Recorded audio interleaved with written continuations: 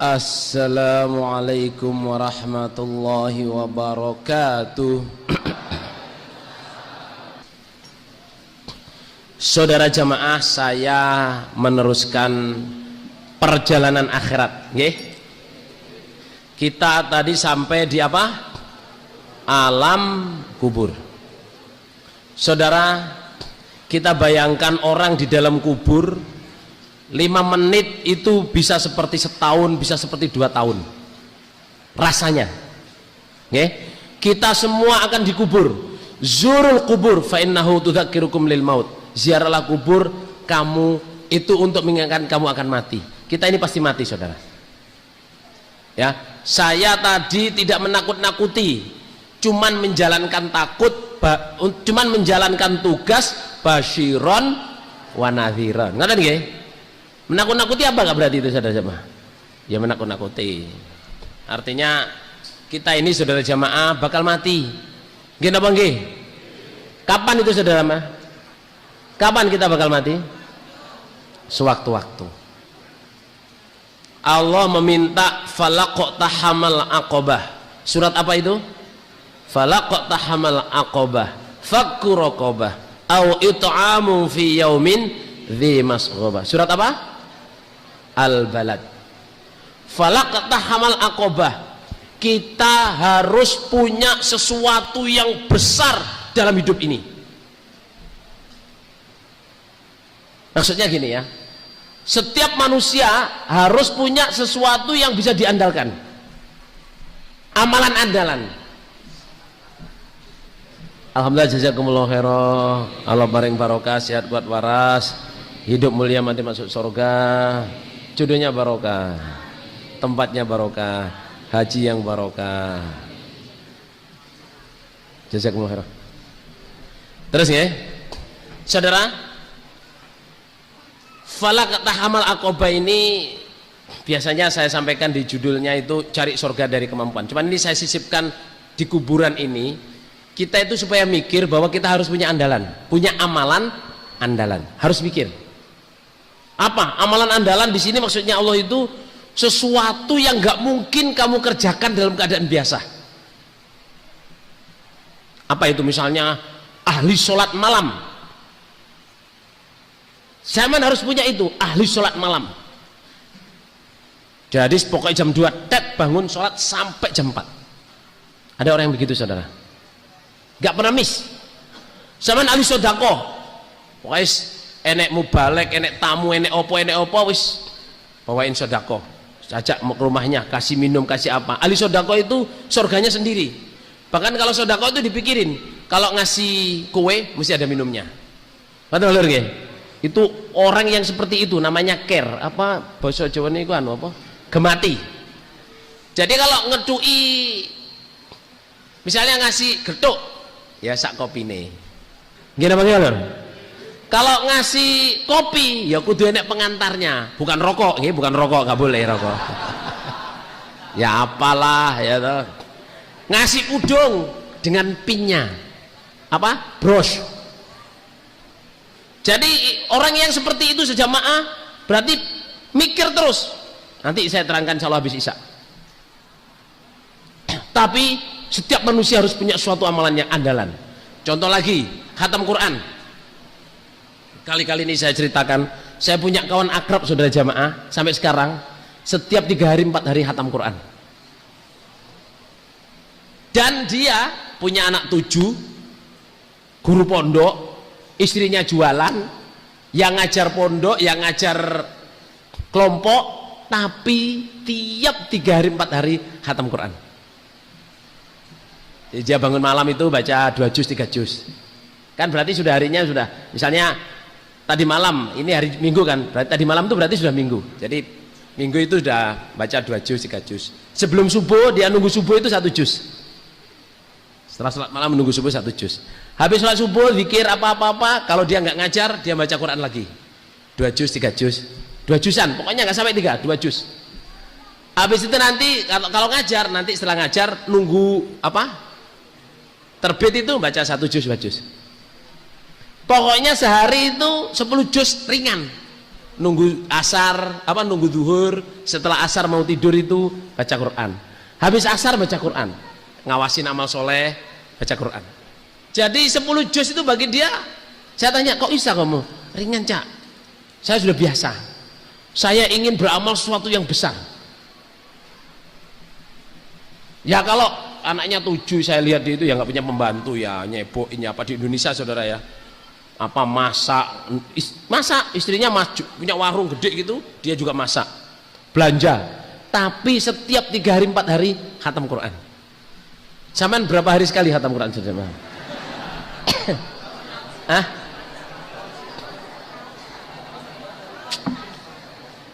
Cuman bulan puasa. Super jujur saudara.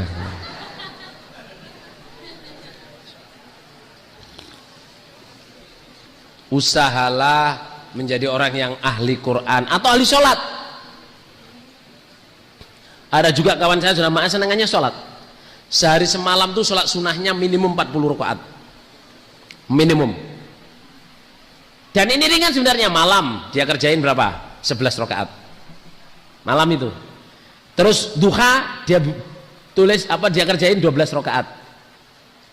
Bukan yang 4, bukan yang 6, bukan yang 8, bukan yang 8, tapi dia langsung 12. Jadi kadang itu 4-4-4 atau 2-2-2-2. Sebelum duhur 4 rakaat, setelah duhur 4 rakaat. Sudah berapa itu saudara?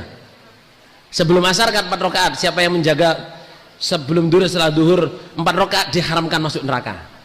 Kan ada dalilnya itu di surat An-Nafil. Sebelum asar 4 rakaat. Sebelum maghrib 2 rakaat, setelah maghrib berapa? 6 rakaat. Sebelum 6 rakaat. Sebelum isya 2 rakaat, setelah isya 2 rakaat. Udah 40 lebih. Dan dia kerjain rutin. Tapi ya memang agak susah saudara, karena kan ya kehidupan ini kadang-kadang maksa harus kerja harus ini, tapi dia sempatin. Falaqo tahamal aqobah. Saudara, kalau kita sudah mati dikubur itu saudara urusannya panjang. Nabi itu sampai memerintahkan ta'awwadhu min adzabi jahannam wa adzabil qabr. Kamu betul-betul harus minta perlindungan dari siksa jahanam dan siksa kubur. Karena kalau orang sudah disiksa kubur, setelahnya itu sulit, lebih sulit neraka. Apa yang sekarang yang menyebabkan siksa kubur saudara?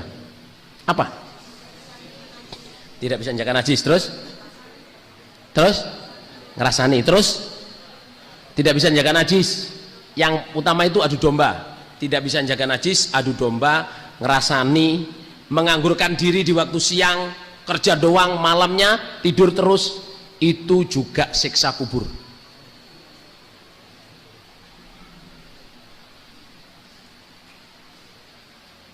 Artinya gini ya, kita ini ada Nabi itu berjalan, lihat orang berjalan di Isra Mi'raj saudara, lihat orang itu kepalanya ditaruh di atas batu, terus ada orang lain lagi di atas kepala dia itu bawa batu sebesar kepala itu, terus dititiskan di kepalanya, dok, kepalanya itu pecah, terus batunya kan gelundung ya, dengan tenangnya dia ngambil batu itu lagi.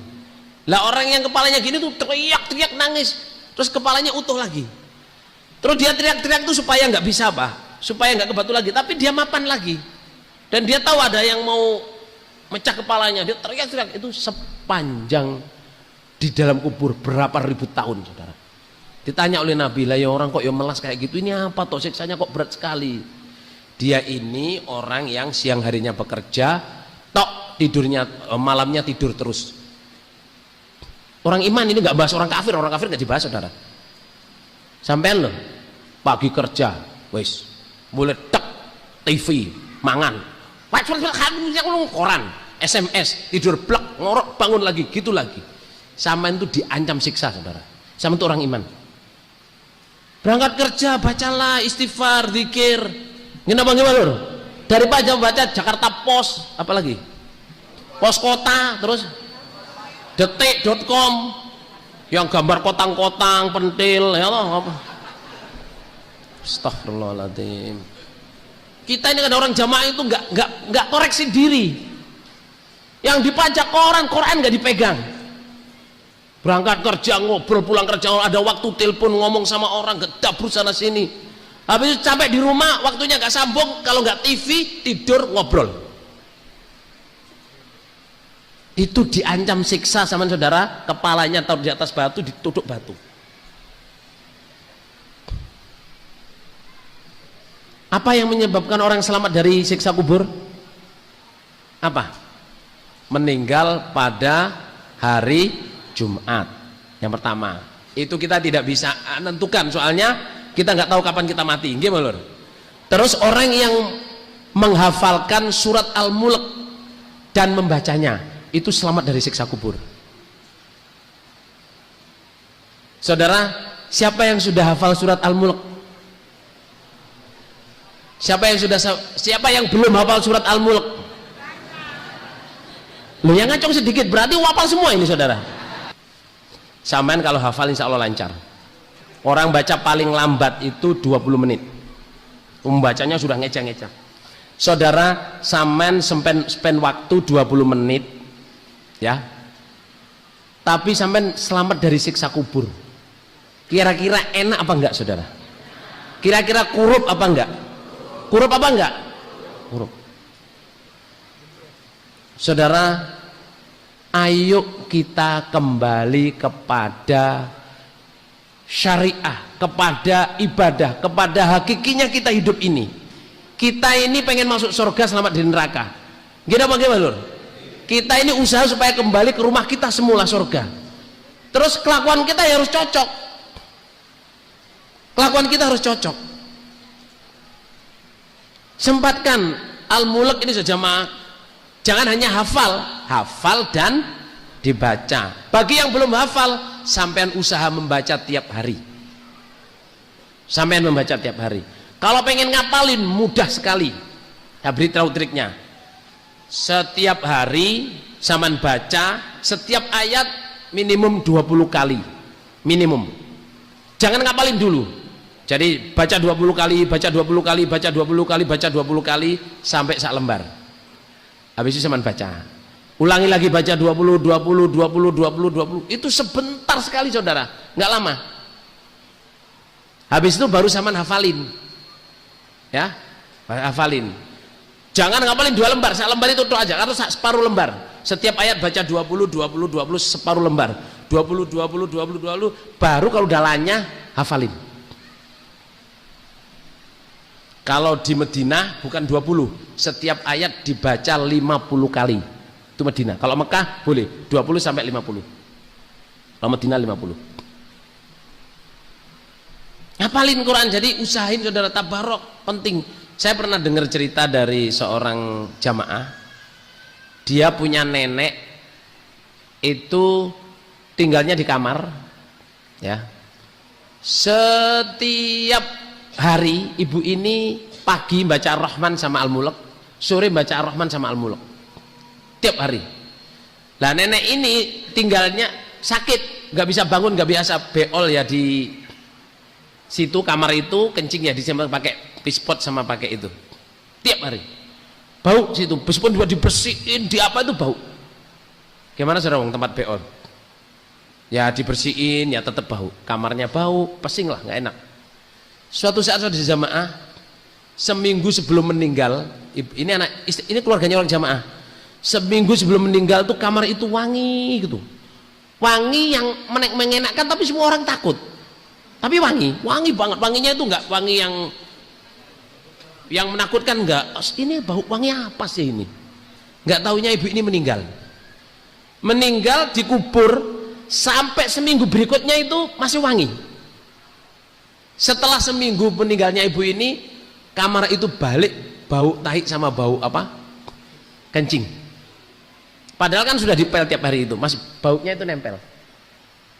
Terus keluarga itu jamaah bilang ke saya, habis itu kita semua keluarga setiap hari pagi baca Ar-Rahman sama Al-Mulk, sore membaca Ar-Rahman sama Al-Mulk. Ternyata Ar-Rahman juga istimewa, Al-Mulk juga apa? Istimewa. Ini cerita ya, tapi sama lihat hadisnya Ar-Rahman saudara jemaah. Membaca surah Ar-Rahman itu istimewa. Saya insya Allah hafal saudara Ar-Rahman. Insya Allah. Hafal plak, hafal ketepal, Al-Mulk hafal, insya Allah. Ar-Rahman sampai Al-Mulk insya Allah ya hafal, ketepal. Nah, ya ini wala fakhro ya, maksud saya itu menyemangati sampean saudara. Saya ngapalin bukan sejak kecil ya, sudah gede itu baru pengen ngafalin. Hafalin surat Nisa, Baqarah, Imran, semua saya hafalin insya Allah. Lah, jamaah hafalin Quran, terutama surat-surat istimewa, maksurat. Ya, sekarang kita ngomong kuburan, hafalin surat Al-Mulk. Di sini ini ceritanya gini loh. Ada seorang sahabat itu bikin kemah. Tahu kemah saudara? Dalam perjalanan dia kemalaman, dia bikin kemah, tidur di situ. Waktu dia tidur itu, ledak itu kok denger ada orang baca surat Al-Mulk. Sopo sih bengi-bengi maca surat Al-Mulk. Dia keluar. Nggak ada orang. Nggak taunya suara itu kedengaran dari bawahnya dia itu kuburan saudara. Kalau zaman terus didengerin, oh di bawah sana ada baca Al-Mulk. Kalau dengerin itu zaman kan mesti lari saudara. Wah, ya.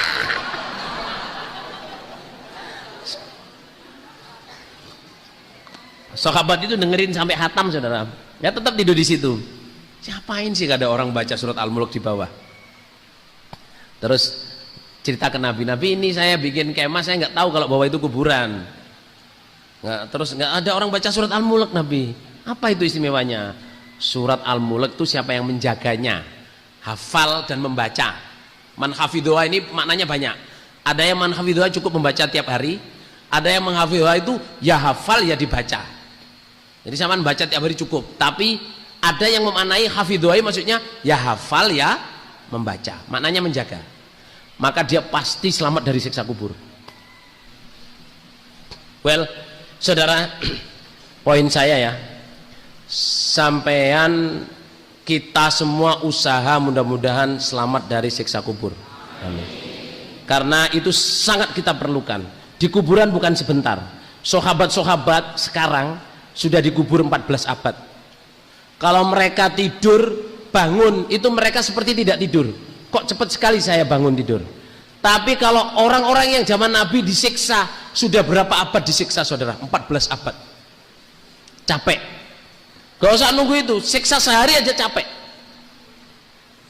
Ta'awwadhu min adzabil qabr. Terus sebelum salam ya, usahakan semua jamaah sebelum salam sholat wajib atau sholat sunnah berdoalah Allahumma inna na'udzubika min adzabi jahannam wa adzabil qabr wa na'udzubika min fitnatil masiihid dajjal wa na'udzubika min fitnatil mahya wal mamat. Ada hadis lain yang teruskan Allahumma inna na'udzubika minal ma'thami wal maghram.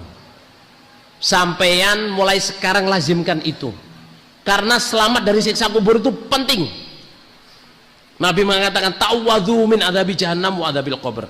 Mintalah perlindungan kepada Allah dari siksa jahanam dan siksa apa? Kubur.